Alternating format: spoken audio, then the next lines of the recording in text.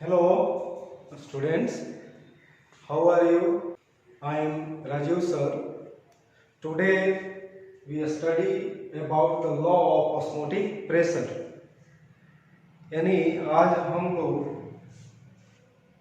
परिसारक दाब के नियम के बारे में हम लोग पढ़ेंगे। इसके पहले हम लोग ऑस्मोसिस देखे, उसके बाद ऑस्मोटिक प्रेशर देखे हम, और आज हम लोग लॉ ऑफ ऑस्मोटिक प्रेशर को देखेंगे, आज पढ़ेंगे इसके बारे में।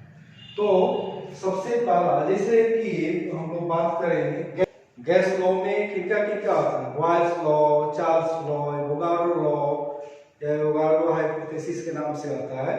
तो वहां पर क्या हुआ था कि गैसों में जो पार्टिकल की जो आचरण है, बिहेवियर है, उसको लेकर के बॉयल ने या चार्ल्स ने या एवोगाड्रो आदि ने क्या किया, उससे संबंधित लॉ दिया था।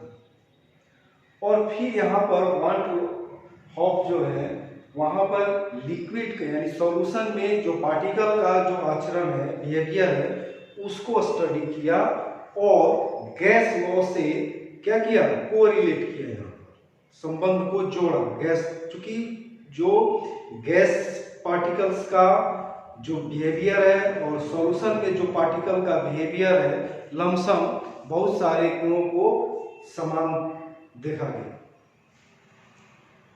तो यहाँ पर वान हॉफ ने आपका बॉयल्स लॉ या चार्ल्स लॉ या एवोगाड्रो लॉ से संबंध को जोड़ते हुए यहाँ पर ऑस्मोटिक प्रेशर से संबंधित यहाँ पर लॉ दिया। इसमें सबसे पहला लॉ आता है वान हॉफ बॉयल्स लॉ। वान हॉफ बॉयल्स लॉ, वान हॉफ बॉयल्स का नियम। और यह जो नियम है किससे सही है, क्या कौन सा, कोई भी नियम जो होता है, लॉ जो होता है, वो क्या करता है, एक रिलेशन को इस्टेब्लिश करता है। ए relationship between osmotic pressure and concentration of the solution at constant temperature, मतलब स्थिर ताप पर विलयन का परिसारक दाब और उस विलयन की सांद्रता के बीच रिलेशन को, संबंध को एक्सप्रेस करता है यह लॉ। तो इस लॉ को अगर डिफाइन करना हो, एक्सप्लेन करना हो, तो इसी आधार पर हम लोग इसको एक्सप्लेन कर सकते हैं। वो कैसे करेंगे कि at constant temperature the osmotic pressure of the solution is directly proportional to the concentration of the solution। यानी यह लॉ कहता है कि at constant temperature the osmotic pressure of the solution is directly proportional to the concentration of the solution। मतलब कि स्थिर ताप पर विलयन का परिसारक दाब विलयन की सांद्रता का सीधा समानुपाती होता है। हमने क्या बोला कि स्थिर ताप पर किसी विलयन का परिसारक दाब विलयन की सांद्रता का सीधा समानुपाती होता है। और इसको अगर पाई से अगर ऑस्मोटिक प्रेशर को और डिनोट करें तो यहाँ पर रिलेशन बनता है pi directly proportional to C, pi directly proportional to C at constant temperature. या कॉन्सेंट्रेशन का जो फॉर्मूला बनता है n बाई v, मतलब number of moles per unit volume. जैसे कि हम लोग इस चैप्टर के शुरुआत में, इनिशियल में हम लोग इस टर्म को हम लोग पढ़े हुए थे। तो कॉन्सेंट्रेशन का फॉर्मूला क्या हो गया, n बाई v, यानी नंबर ऑफ मोल पर यूनिट वॉल्यूम। तब यहाँ पर क्या रिलेशन बनेगा, पाई बराबर r into n by v, जहाँ r क्या है, कांस्टेंट है। और एक मोल के लिए अगर बात करें तो एक मोल के लिए क्या रिलेशन बनता है, pi into v is equal to constant r। मतलब कि यहाँ पर इट मींस कर सकते हैं कि at constant temperature the product of osmotic pressure and volume is always a constant. मतलब कहने का मतलब क्या होगा कि स्थिर ताप पर ऑस्मोटिक प्रेशर यानी परिसारक दाब और सॉल्यूशन का जो वॉल्यूम है उसके गुणनफल हमेशा एक स्थिरांक होता है। मतलब कि at constant temperature the product of the osmotic pressure and volume is always a constant. ठीक है, तो इसको आप लोग नोट करेंगे। भांट ऑफ वाल्स लॉ में जो रिलेशन मिला था pi is equal to R into N by V, तो वहां से और हम लोग एक रिलेशन हम लोग इस्टेब्लिश कर सकते हैं कि pi directly proportional to inversely proportional to the volume of the solution.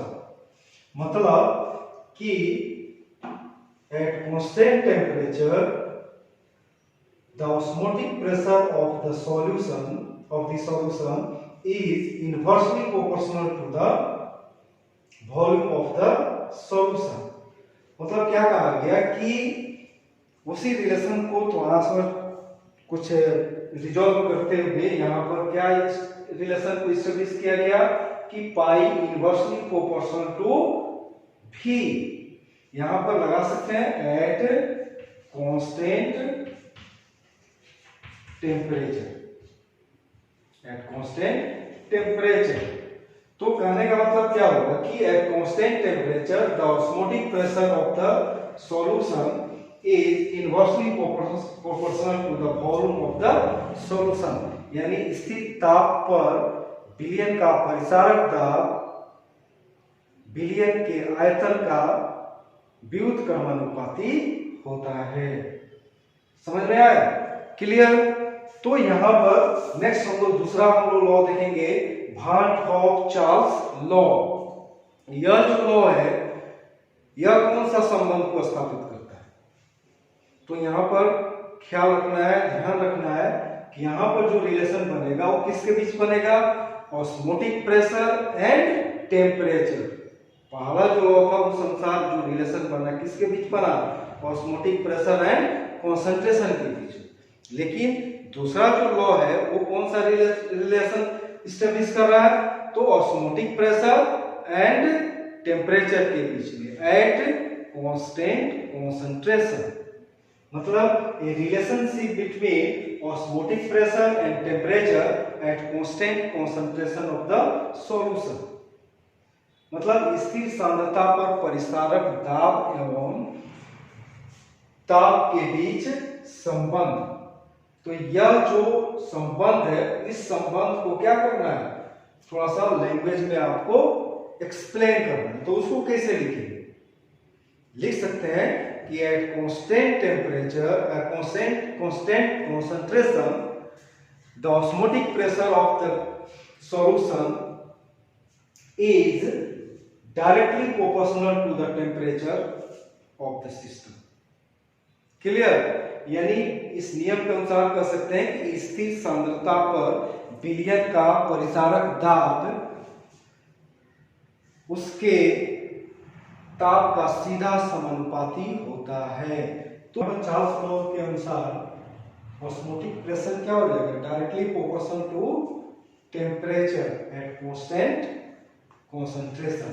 या रिलेशन क्या बनेगा? Pi is equal to R into T, where r is the constant, और pi by t is equal to r। ठीक है? तो यहाँ पर तीसरा हम लोग जो लॉ देखने जा रहे हैं वो लॉ है भांट ऑफ एवोगाड्रो लॉ। यह जो लॉ है वह रिलेशन इस्टेब्लिश करता है सॉल्यूशन का ऑस्मोटिक प्रेशर और number of moles of solute present in the solution at similar condition of temperature and concentration।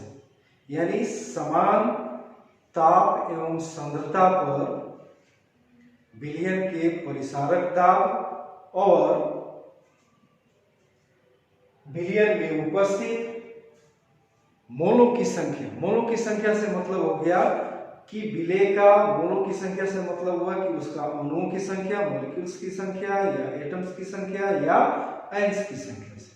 तो यहाँ पर है कि ए relationship between osmotic pressure and number of mole मतलब molecules, atoms और ions of the solute at similar condition of concentration and temperature मतलब समान सांद्रता एवं ताप पर परिसारक दाब एवं मोलों की संख्या किसका विलेय के अणुओं की संख्या या परमाणुओं की संख्या या आयनों के बीच संबंध। और यह लॉ को हम लोग इस तरह से हम लोग एक्सप्लेन कर सकते हैं कि at similar conditions of temperature and concentration of the osmotic pressure of the solution is directly proportional to the number of moles। फिर यहाँ पर number of moles मतलब क्या हो गया कि जो सॉल्यूट के नंबर ऑफ मोल्स की बात कर रहे हैं उसमें नंबर ऑफ मोल्स की जगह क्या ले सकते हैं, नंबर ऑफ मॉलिक्यूल्स ले सकते हैं, एटम्स ले सकते हैं या आयंस ले सकते हैं of the solute present in the solution.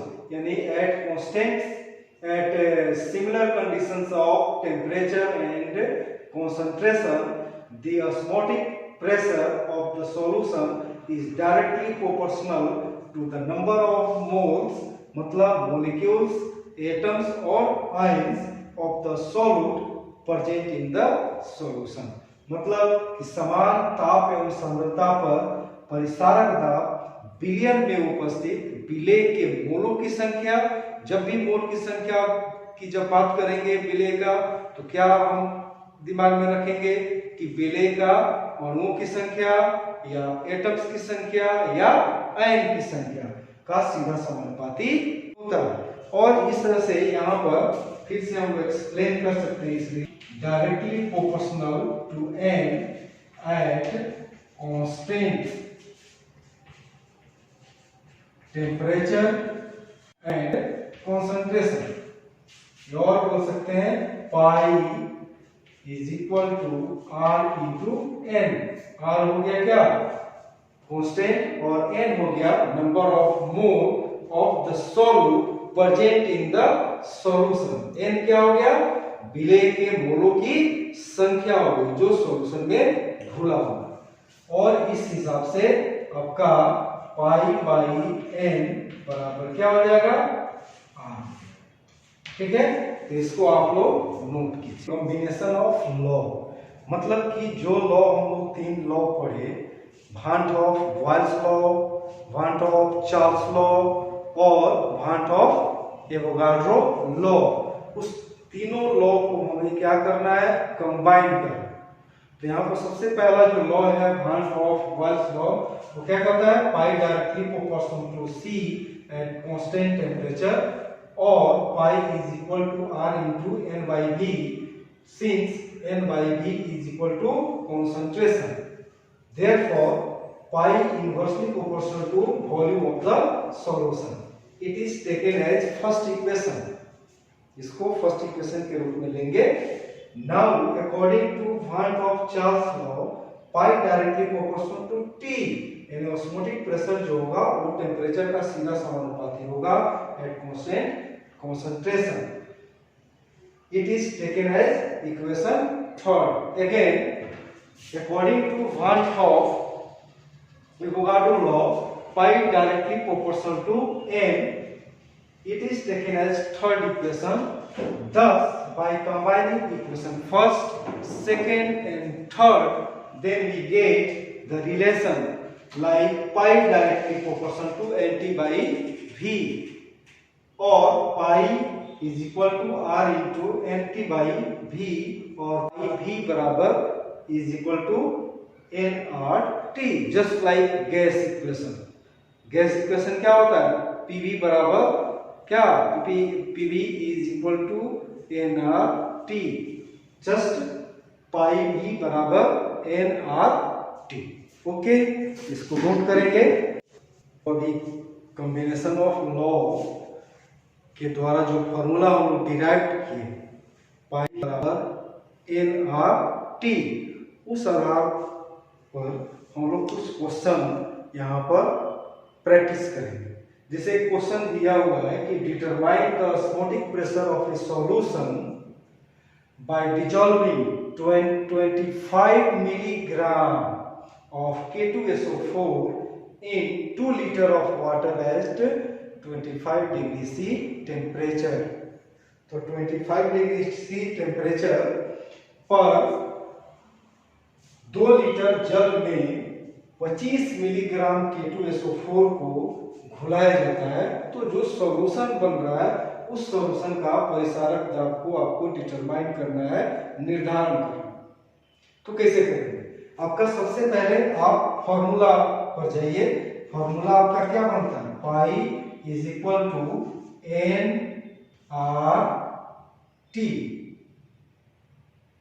N R T इसको थोड़ा सा हम लोग और थोड़ा सा डिराइव करेंगे, थोड़ा सा तोड़ेंगे, इसको सॉर्ट आउट करेंगे और लिख सकते हैं पाई एन क्या है? नंबर ऑफ मोल है, तो इसको सिंप्लीफाई करेंगे।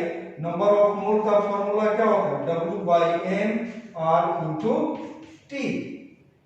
ठीक है, अब इस आधार पर हम देखेंगे कि क्वेश्चन में क्या क्या कितना मान दिया, W का मान कितना दिया है, आपका R का मान जो कांस्टेंट होता ही है, टेम्परेचर कितना दिया है, ऑस्मोटिक प्रेशर आपको कैलकुलेट करना ही। तो यहाँ पर सबसे पहले W कितना दिया? 25 मिलीग्राम।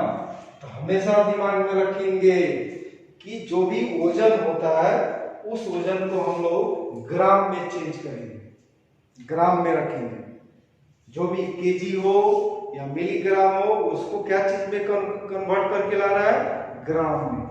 ठीक है, तो इसको लाएंगे ग्राम में, तो कितना हो जाएगा? 0.025 ग्राम। कितना हो गया? 0.025 ग्राम। दूसरा, यहाँ पर टेम्परेचर दिया हुआ है, ख्याल रखना है यहाँ पर बाबू, दिमाग में रखेंगे कि टेम्परेचर जो दिया है 25 डिग्री सी, उसको हम लोग केल्विन में चेंज करेंगे। इस इक्वेशन में जब भी टेम्परेचर को रखेंगे केल्विन में रखेंगे। तो केल्विन के लिए क्या करेंगे? यहाँ पर 273 क्या करेंगे? जोड़ देंगे, यानी कितना हो जाएगा? 298 केल्विन। 298 केल्विन आपका टेम्परेचर हो गया, केल्विन में चेंज कर लिया। वेट जो दिया था 25 मिलीग्राम 25 मिलीग्राम, उसको हमने क्या किया? ग्राम में कन्वर्ट किया। अब यहाँ पर यहाँ पर पाई भी बराबर हो जाएगा NRT और पाई भी बराबर W by N into R into T. तो इस हिसाब से आपका वॉल्यूम कितना दिया हुआ है वाटर का? 2 लीटर दिया हुआ, तो इसमें कोई चेंजेस नहीं होगा। तो दिमाग में रखें बात को कि जब भी इस इक्वेशन पर हम मान को रखने जाएंगे तो वॉल्यूम को लीटर में रखेंगे, टेम्परेचर को केल्विन में रखेंगे और वेट को ग्राम में रखेंगे। अब नेक्स्ट जो मान है वो आपका क्या हो जाएगा? मोलर मास, यानी M क्या है? मोलर मास ऑफ द क्या? सॉल्यूट। तो सॉल्यूट यहाँ पर क्या लिया है? K2SO4। K2SO4 का मोलर मास निकालेंगे, कितना होता है? 39 इंटू 2 प्लस 32 प्लस 16 इंटू 4, कितना हो गया? 78 प्लस 32 प्लस 64, कितना हो जाएगा? 174। तो मोलर मास निकल गया, कितना निकला? 174। यहाँ पर पाई आपका क्या हो जाएगा? WRT by M into V। मान को रखिए, मान को जब रखेंगे तो 0.025 इंटू 0.0821 या R का वैल्यू है। R का वैल्यू याद रखेंगे, कांस्टेंट है जिसका वैल्यू होता है 0.0821 लीटर मोल पर केल्विन, इसका यूनिट होता है।